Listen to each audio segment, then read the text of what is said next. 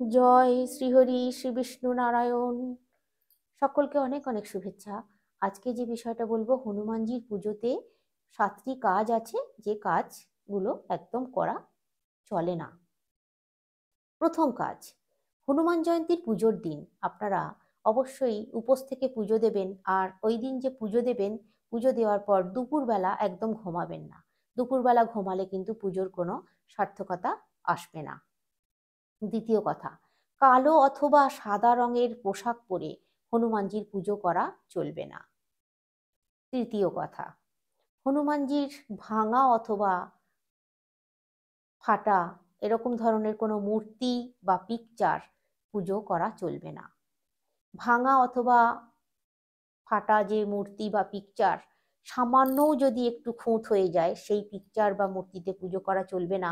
ওই পিকচার বা মূর্তি, হ্যাঁ, আপনারা জিজ্ঞাসা করতে পারেন যে তাহলে এই পিকচার বা মূর্তিটা কি করব, আমরা কি করতে আছে, অনেকে এই প্রশ্নটা করেন। তো আপনারা করবেন কি, অবশ্যই জলধৌতি করে দেবেন। জলধৌতি মানে কোনো নদীর জলে বা কোনো প্রবাহিত জলে, প্রতিষ্ঠা করা পুকুরের জলে আপনারা দিয়ে দেবেন। কিন্তু দেবার আগে অবশ্যই একটা নতুন পিকচার অথবা মূর্তি আগে নিয়ে আসবেন বাড়িতে, তারপর ওটাকে জলে দেবেন। এরকম ভাবে কিন্তু কাজ করবেন।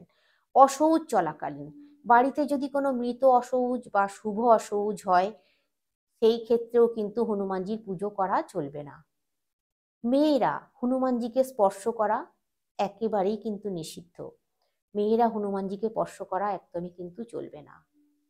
হনুমানজির পুজোয় চরণামৃত ব্যবহার করা চলবে না। চরণামৃত মানে সমস্ত দেব দেব দেবীর পুজোতে আমরা যে চরণামৃত তৈরি করে নিই না, তামার বাটিতে করে, দেখবেন ওই যে দুধ দিয়ে সন্দেশ দিয়ে দই টই দিয়ে একটা চরণামৃত তৈরি করে নেয় ঠাকুরমশাই, যারা পুজো করেন ব্রাহ্মণরা তারাও তৈরি করে নেন। আর নিজেরা বাড়িতে যখন নিজেরাও পুজো করি, নিজেরাও অনেকে অনেকে দেখেছি, বিশেষ করে ব্রাহ্মণ বাড়িতে এগুলো হয় বেশি, তারা বাড়িতে চরণামৃত তৈরি করে নেন। আর এমনিও আজকালকার দিনে আবার অনেকে মেয়েরাও কিন্তু এই চরণামৃত তৈরি করে নেয়, তৈরি করে নিয়ে পুজো করে, মেয়েরাও পুজো করে, পুজো করা যায়। আমি সেই মেয়েদের পুজো করার বিষয়গুলো আপনাদেরকে বলে দেবো, কোন ঠাকুরকে আপনারা কিভাবে পুজো করবেন আমার নেক্সট ভিডিওতে আমি অবশ্যই খুব ভালো করে জানিয়ে দেবো। সমস্ত দেবতারই কিন্তু পুজো করা যায় মেয়েরা, কোনো অসুবিধা হয় না। তো সঠিকভাবে যদি নিয়ম মেনে করতে পারা যায়, উম, কোনো অসুবিধা হয় না। কিছু কিছু জিনিস আছে যেগুলোকে মানে বাদ দিতে হবে, দিয়ে পুজো করা যায়। তো যাই বা হোক, আজকে এই ভিডিওতে এই যে হনুমানজির কথা হচ্ছে এটাই হোক। তো চরণামৃত হনুমানজির পুজোতে ব্যবহার করা চলবে না। আর হনুমানজিকে যে সিঁদুরটা দেবেন আপনারা, সেই সিঁদুরটা কিন্তু ওই যে যেটা আমরা পরি, ওই এই যে এই কালারের এই সিঁদুরটা কিন্তু নয়। ওই সিঁদুরটা হচ্ছে বজরাঙ্গলির সিঁদুর, পাওয়া যায় এই দশকর্মা দোকানে। দশকর্মা দোকানে আপনারা গিয়ে বলবেন ভারী সিঁদুর, বজরাঙ্গলির সিঁদুর দিন, বললে ওরা দেবে। ওই সিঁদুরটা আপনারা ব্যবহার করবেন। আর ওই সিঁদুরটা কমলা রঙের হয়, গেরুয়া মানে একটু গেরুয়া কমলা টাইপের কালারটা হয়। তো ওই সিঁদুরটা বজরাঙ্গলির পুজোয় ব্যবহার করতে হয়।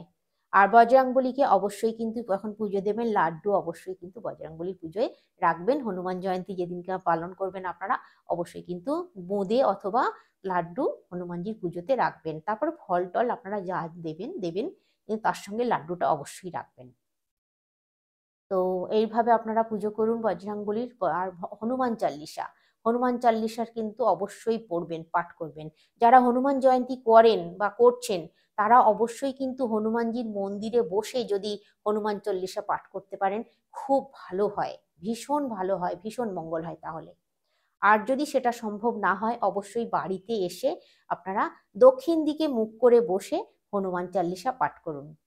তারপর আপনারা খাবার গ্রহণ করবেন, তার আগে কিন্তু নয়। অবশ্যই হনুমান চল্লিশা পাঠ করার পর তারপর আপনারা খাবেন। আর হনুমানজির প্রসাদ অবশ্যই খাবেন, তারপর আর যা খাবেন খাবেন।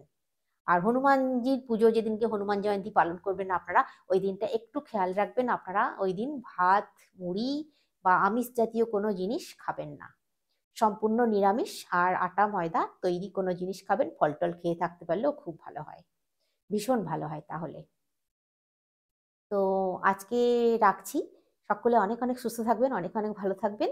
আবার পরের পরের ভিডিওতে দেখা হচ্ছে। আরো ভালো ভালো অনেক কিছু জিনিস আছে যেগুলো আমি নিয়ে আসছি আপনাদের জন্য, আপনাদের মঙ্গলের জন্য, যাতে আপনাদের খুব ভালো হয়, মঙ্গল হয়। আর আপনাদের যদি কোনো প্রশ্ন থাকে আপনারা আমাকে করতে পারেন। তাতেও কোনো বাধা নেই। আসছি